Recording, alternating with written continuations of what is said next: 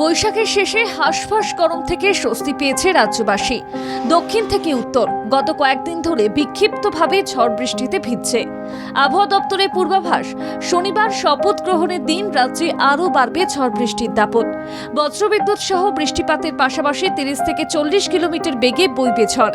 দক্ষিণের পাশাপাশি উত্তরবঙ্গেও চলবে ঝড় বৃষ্টি। রাজ্য জুড়ে ঝড় বৃষ্টির সম্ভাবনা। শপথ গ্রহণের দিন বৃষ্টিতে ভিজবে শহর কলকাতা। বৃষ্টির পাশাপাশি 40 থেকে 50 কিলোমিটার বেগে ঝড়ের পূর্বাভাস। শনিবার কালবৈশাখীর সম্ভাবনা দক্ষিণে।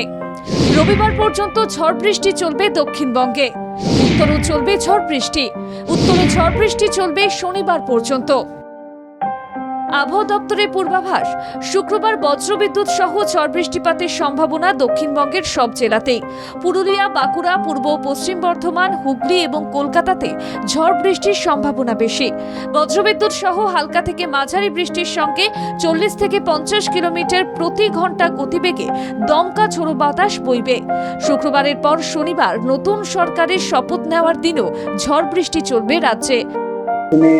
প্রথমে আমি কলকাতাটা বলি। কলকাতাতে আজ যেমন কাল আমাদের বজ্রবিদ্যুৎ সহ বৃষ্টিপাতের সম্ভাবনা রয়েছে, তবে আজকে আমাদের সকালের দিকে আংশিক মেঘলা আকাশ ছিল, ধীরে ধীরে এখন সাধারণত মেঘলা আকাশ, এবং সন্ধ্যার দিকে কিছুটা সম্ভাবনা রয়েছে বজ্রবিদ্যুৎ সহ বৃষ্টিপাতের। আর আগামীকাল যেটা হচ্ছে, আগামীকালও একই রকম প্রায় সকালের দিকে আংশিক মেঘলা আকাশ এবং ক্রমশ দুপুরের দিকে সাধারণত মেঘলা আকাশ হবে এবং বজ্রগর্ভ মেঘ সঞ্চারের সৃষ্টি সম্ভাবনা রয়েছে। তার সঙ্গে সঙ্গে দুপুর থেকে শুরু করে সন্ধ্যার মধ্যে হালকা থেকে মাঝারি বৃষ্টিপাত বজ্রবিদ্যুৎ সহ হওয়ার সম্ভাবনা কলকাতাতে এবং তার আশেপাশে রয়েছে। শনিবার কাল বৈশাখের সম্ভাবনা রয়েছে। বাঁকুড়া, পুরুলিয়া, পূর্ব পশ্চিম বর্ধমান জেলাতে 50 থেকে 60 কিলোমিটার প্রতি ঘন্টা গতিবেগে ঝোড়ো হাওয়ায় কালবৈশাখীর সঙ্গে বজ্রবিদ্যুৎ সহ বৃষ্টির আশঙ্কা রয়েছে। রবিবারও চলবে ঝড় বৃষ্টি। দক্ষিণবঙ্গের পাশাপাশি উত্তরবঙ্গেও চলবে ঝড় বৃষ্টি।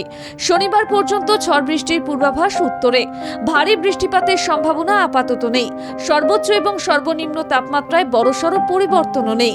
আগামী সপ্তাহে বাড়বে তাপমাত্রা। ব্যুরো রিপোর্ট, বাংলা জাগো।